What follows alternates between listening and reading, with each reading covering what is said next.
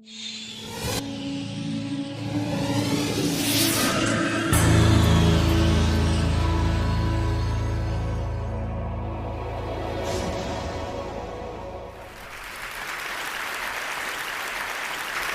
I was 9 years old, I went off to summer camp for the first time, and my mother packed me a suitcase full of books, which to me seemed like a perfectly natural thing to do, because in my family, reading was the primary group activity.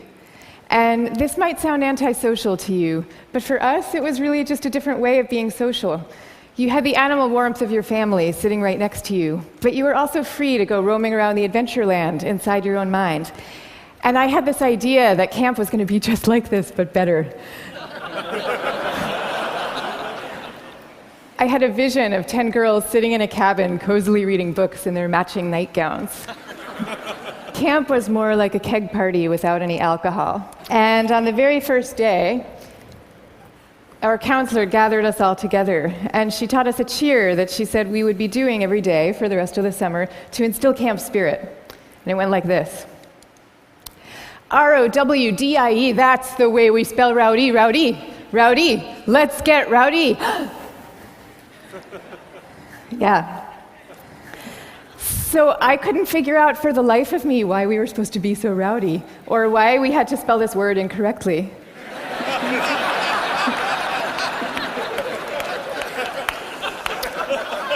But I recited the cheer along with everybody else. I did my best. And I just waited for the time that I could go off and read my books.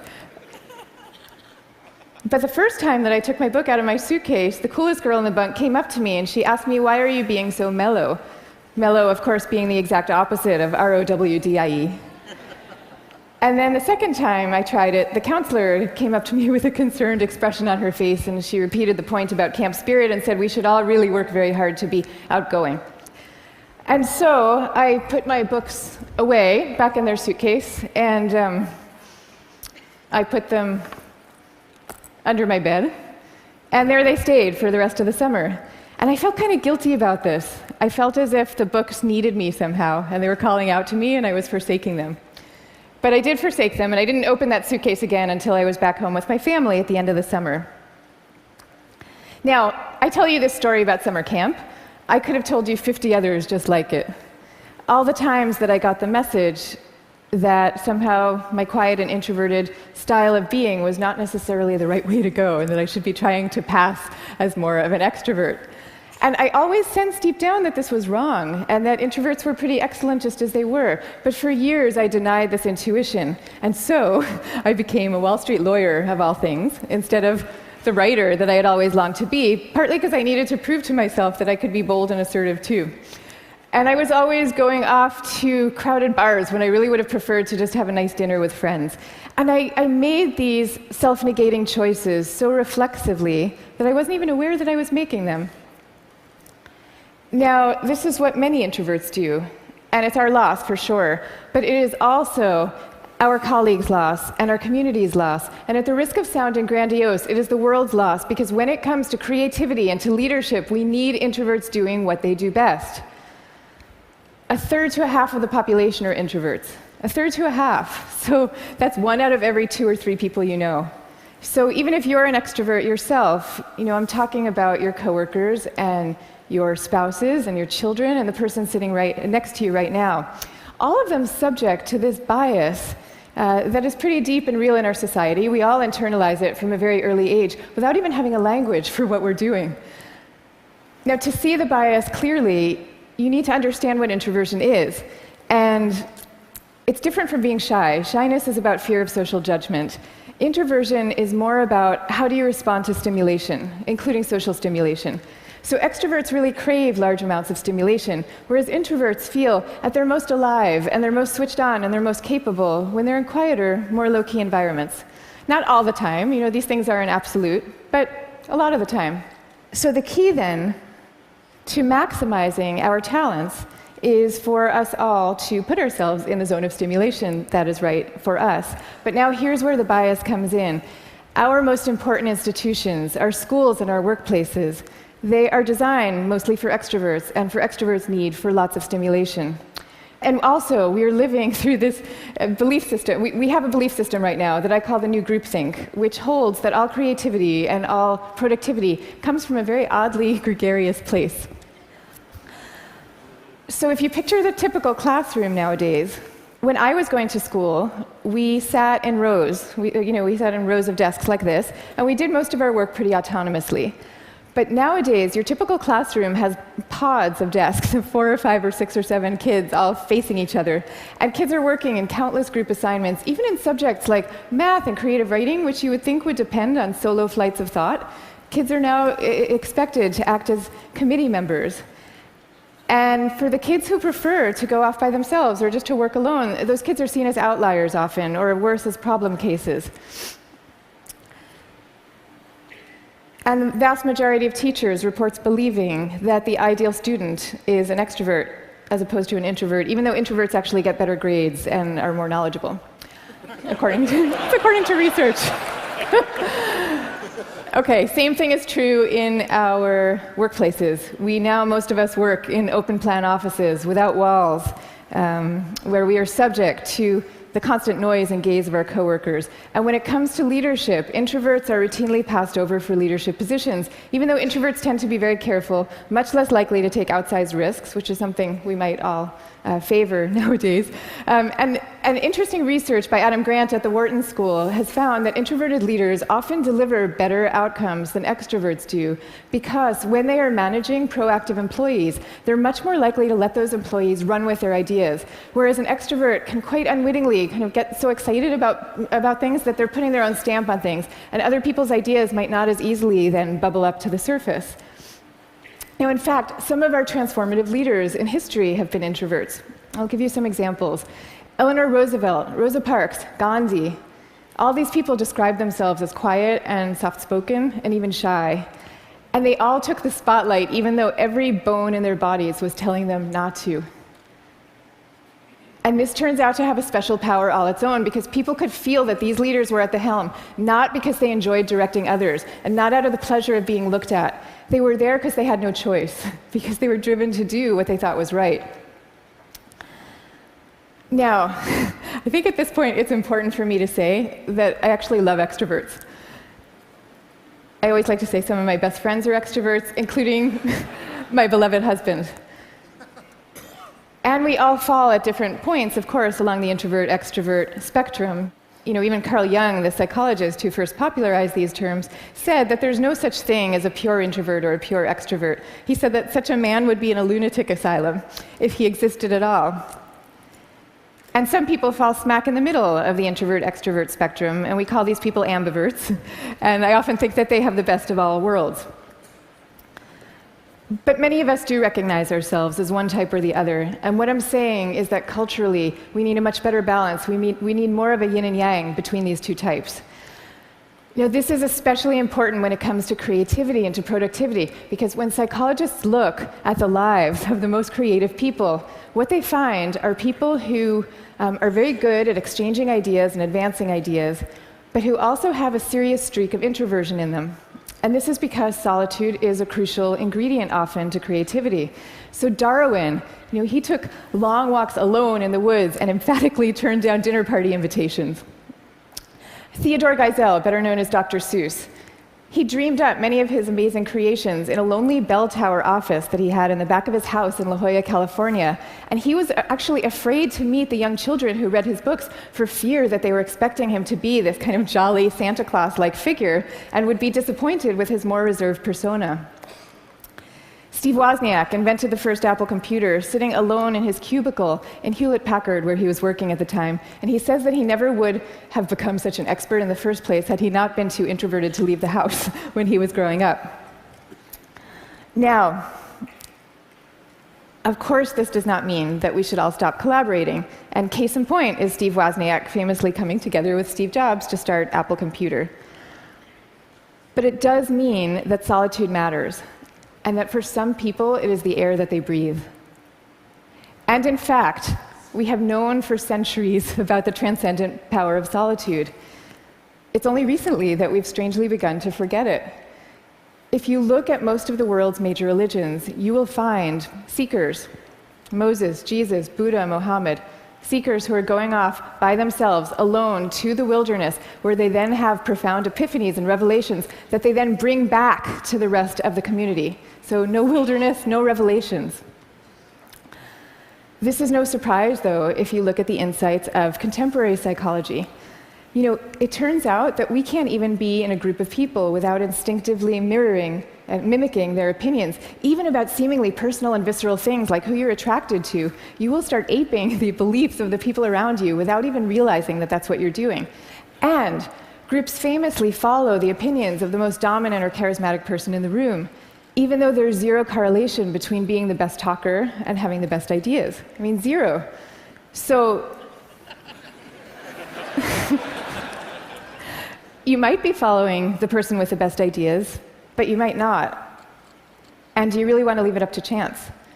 Much better for everybody to go off by themselves, generate their own ideas, freed from the distortions of group dynamics, and then come together as a team to talk them through in a well-managed environment and take it from there. Now, if all this is true, then why are we getting it so wrong? Why are we setting up our schools this way and our workplaces? And why are we making introverts feel so guilty about wanting to just go off by themselves some of the time? One answer lies deep in our cultural history.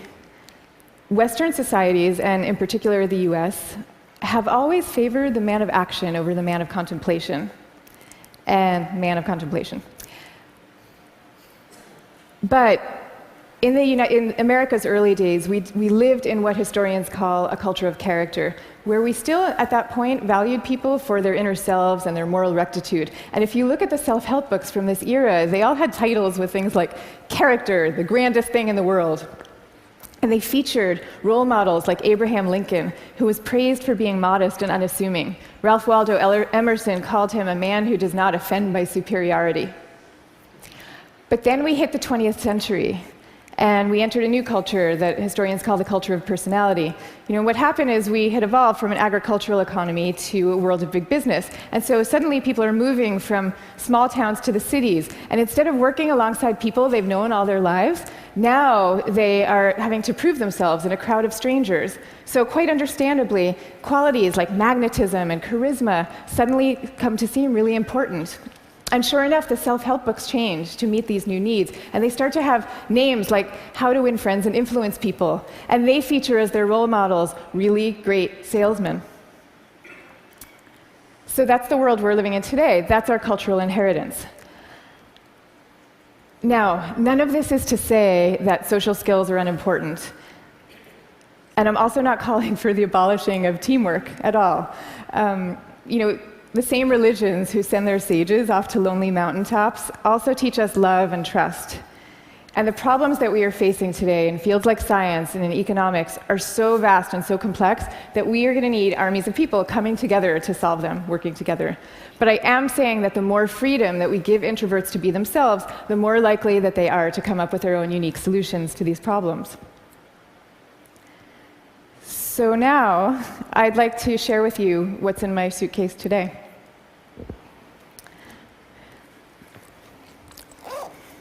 Guess what? Books. I have a suitcase full of books. Here's Margaret Atwood, Cat's Eye. Here's a novel by Milan Kundera. And here's The Guide of the Perplexed by Maimonides. But these are not exactly my books. I brought these books with me because they were written by my grandfather's favorite authors.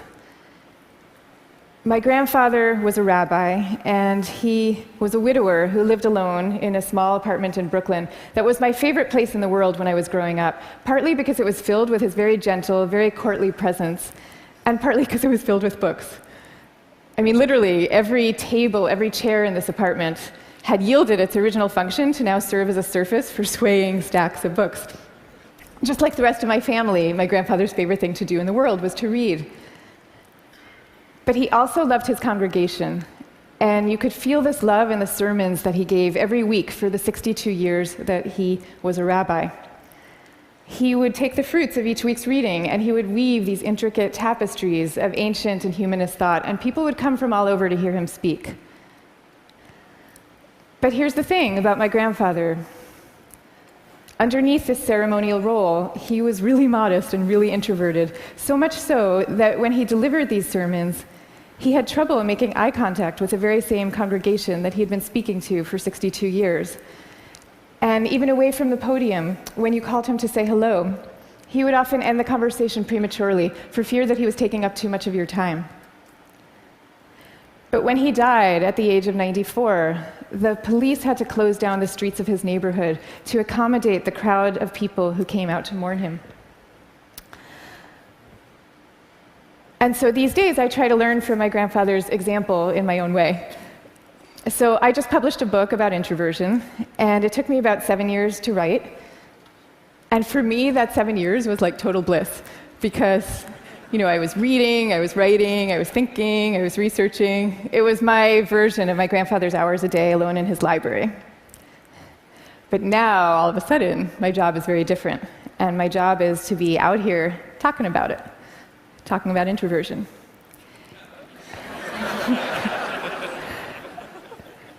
And that's a lot harder for me, because as honored as I am to be here with all of you right now, this is not my natural milieu. So I prepared for moments like these as best I could. I spent the last year practicing public speaking every chance I could get, and I called this my year of speaking dangerously. And that actually helped a lot. But I'll tell you, what helps even more is my sense, my belief, my hope that when it comes to our attitudes to introversion and to quiet and to solitude, we truly are poised on the brink of dramatic change. I mean, we are. And so I'm going to leave you now with 3 calls for action for those who share this vision. Number 1, stop the madness for constant group work. Just stop it. Thank you. And I want to be clear about what I'm saying, because I deeply believe our offices should be encouraging casual, chatty, cafe-style types of interactions, the kind where people come together and serendipitously have an exchange of ideas. That is great. That's great for introverts, and it's great for extroverts. But we need much more privacy, much more freedom, much more autonomy at work. School, same thing. We need to be teaching kids to work together, for sure. But we also need to be teaching them how to work on their own. This is especially important for extroverted children, too. They need to work on their own because that is where deep thought comes from, in part. Okay, number 2, go to the wilderness. Be like Buddha. Have your own revelations. I'm not saying that we all have to now go off and build our own cabins in the woods and never talk to each other again. But I am saying that we could all stand to unplug and get inside our own heads a little more often. Number 3, take a good look at what's inside your own suitcase and why you put it there. So extroverts, maybe your suitcases are also full of books, or maybe they're full of champagne glasses or skydiving equipment.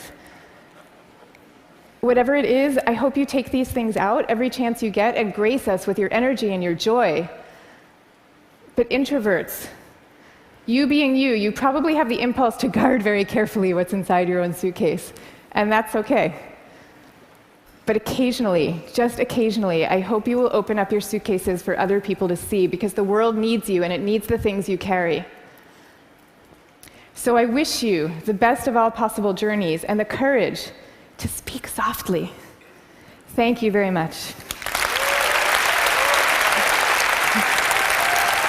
Thank you. Thank you. Thank you.